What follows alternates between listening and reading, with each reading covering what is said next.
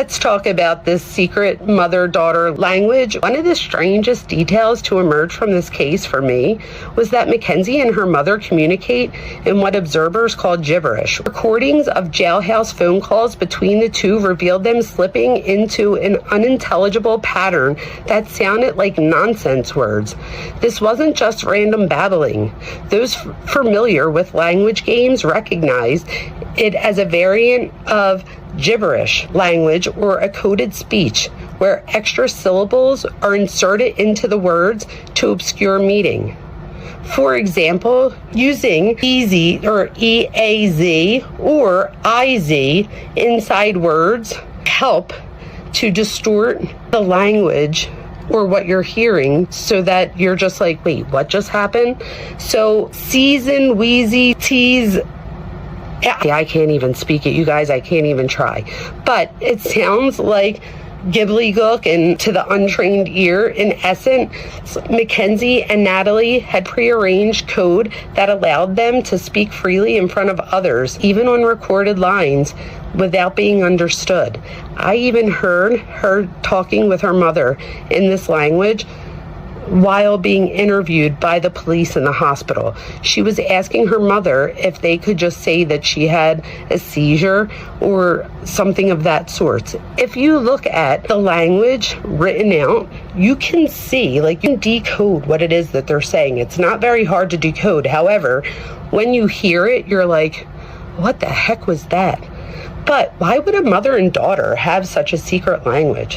One possibility is that it started as a playful family quirk. Some parents and kids do make up pretend languages or use Pig Latin for fun when kids are little.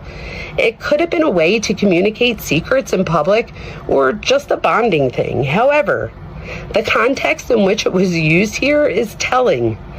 They broke into this code speech during jail calls, presumably aware that authorities monitor these calls.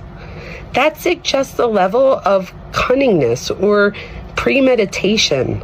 They intentionally tried to hide the content of their discussion. In fact, at one point, Mackenzie was reported asking her mother in code something to the effect of, "Can I ask them if I can do community service or just get my license taken away?" Potentially strategizing about her lighter punishment while avoiding detection by the guards.